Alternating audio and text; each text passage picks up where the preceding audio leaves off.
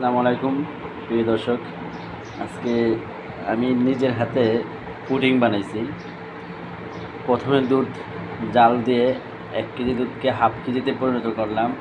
এর সাথে কিছু পাউডার মিক্স করা হয়েছে।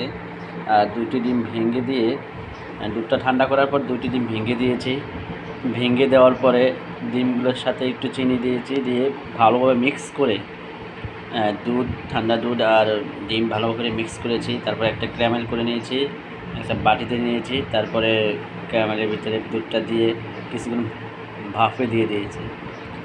ভাপ থেকে প্রায় 15 থেকে 20 মিনিট অথবা 25 মিনিটের মতো ভাপে দেওয়ার পরে দুধটা ঠান্ডা করে তারপরে ফ্রিজে দিয়েছি। এভাবে আমি আমার পুডিং তৈরি করেছি। তো এখন আমরা পুডিংটিকে কাটবো।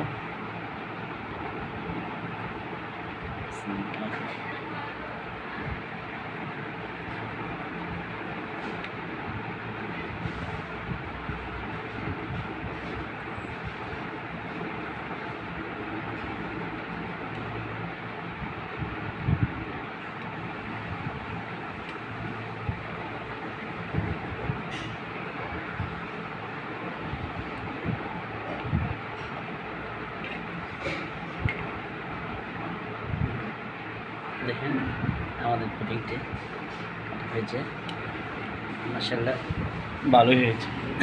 আশা করি সবাই এভাবে বাসায় তৈরি করে পুডিং খাবেন ইনশাআল্লাহ।